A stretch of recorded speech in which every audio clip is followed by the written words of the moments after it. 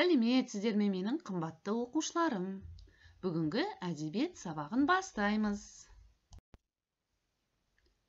Сабағымыздың тақырыбы Ыбырай Алтынсариннің «Дүние қалай етсең табылады» әңгімесі. Өмірді өзгерткен кеңес. Сабағымыздың мақсаты әдеби шығарманың тақырыбы мен идеясын анықтау. Жетістік критерийлері.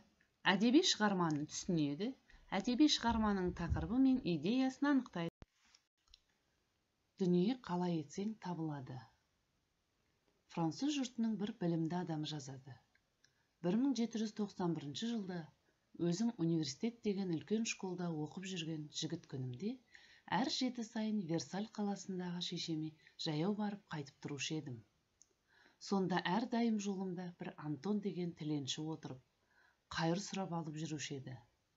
Бір күні тағы сол жолмен келе жатып, бір орта бойлы арықтау кісіге ұшырасып, жөніміз бір болған соң бірге келе жатқанымызда, әдетше манағы Антон алдымыздан шығып қайыр сұрады. Қасымдағы кісі тоқтап, Антонның бетіне қарап тұрды да: «Сен қарауға еп-есті кісі секілді көрінесің, және жұмыс істеуге қуатың да бардай көрінеді. Сөйтіп тұрып, мұндай жаман іспен өзіңді кемшілікке салып жүрсің. Бай болғың келсе, мен саған ақыл айтайын. Мен өзімде сендей кедей едім, бірақ сендей тіленшілік қылғаным жоқ. Елден, қаладан қыдырып жүріп, әуелі боқтық, салам арасынан, не болмаса жай кісілерден ешкі шүберек сұрап жиып жүрдім. Ол шүберектерді апарып қағаз істейтін фабрикаға сатып, сонымен азды-көпті ақша болған соң бір есек, бір арба алдым. Мұнан соң әуелі аздап, бара-бара көбірек, әр үйден ескі-құсқы тұтынуға жарамайтын шүберектерді сатып алып, арбамен жүріп сауда ете бастадым. Осындай іспен 7 жылда 10.000 франк ақша тауып, енді бір қағаз фабрикасына кірістім. Жасым жас, ісім нық, жинақты және еріншекті білмеген соң, осы күнде 2 әйдік тас жұртым бар. Фабрикамды балама бердім, үмітім бар, балам да аштық көре қалмас дегем. Себебі баламды да жасынан бос жүруге, еріншектікке, қиналмай мал табуға үйретпедім.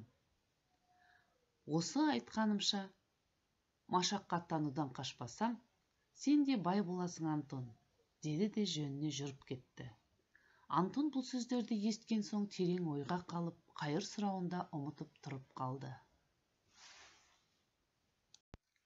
1815 жылда Брюссель деген қаладан өтіп бара жатып, бір кітап сататын үлкен дүкенге кірдім. Дүкеннің ішінде бірнеше приказчиктерге олай, бұлай етіңіз деп бұйырып тұрған бір көпестің кескіні көңіліме таныс реушті көрінді. Сөйтіп тұрғанымда әлгі кісі мені көріп бетіме қарап тұрды да қасыма келіп: «Айып етпесеңіз сұраймын, мұнан 25 жыл бұрын сіз оқып жүріп, жұма сайын Версальдағы үйіңізге барып жүрген жеріңіз бар ма еді?» Сонда ойыма түсіп, таң қалып: «Сен Антонсың?» дедім. «Рас», деді Антон, «мен сондағы көрген тіленші Антоныңыздың өзімін.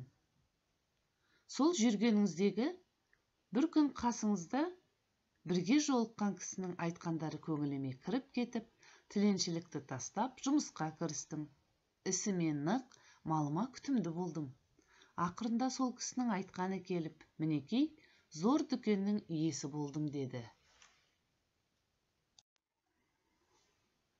Мәтін барлығымызға түсінікті болды деген ойдамын. Ендеше мәтінде кездесетін мына бір сөздердің мағынасына түсінік бере өтсем. Франк, француз ақшасы. Тас жұртым деген сөз бір балалар. Бұл үйім деген мағынаны береді екен. Және әйдік. Бұл диалект сөз. Үлкен, зор, еңселі деген мағынаны береді екен. Ендігі орындайтын тапсырмамыз балалар, мәтін бізге қаншалықты түсінікті болғанын тексеру. Сұрақтар берейік осы бойынша. Бұл әңгіменің басты тақырыбы не жайында баяндалған екен? Қанекей,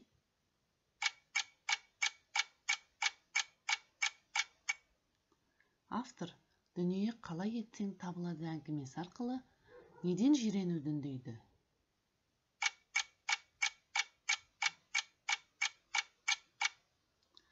Еңбек етуден ерінген адам кедей болатын. Ал қайыр сұраудан арланбайтынын байқадың ба?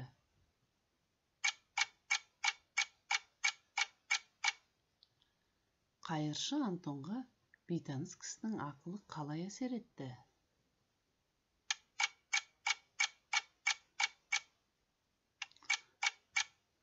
Антон бұл сөзден қандай қорытынды шығарды? Ал сіз қандай қорытындыға келдіңіз?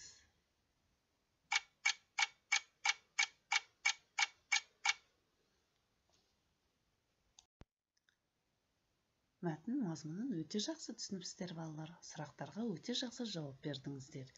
Ендігі орындайтын тапсырмамыз Цинкуэн әдісі немесе 5 жолды өлең құрастыру.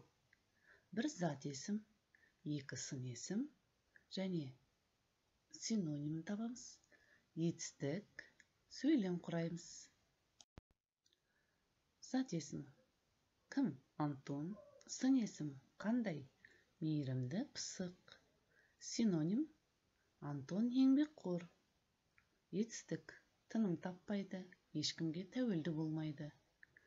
Және сөйлеміміз қиындықты жеңу, ерлік.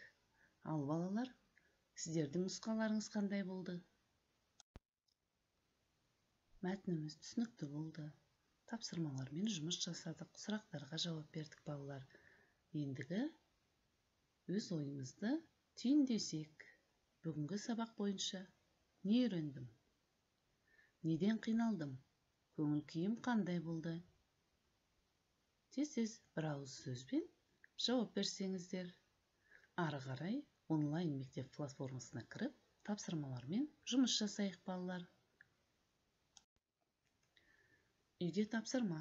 Бүгінгі қоғамда қайыршылықтың шығу себебі неде? Тақырыбында шағын ой толғау жазып келейік балалар. Ойларыңыз нақты да түсінікті жазыңыздар. 30-40 сөз көлемінде. Назарларыңызға рахмет. Сау болыңыздар.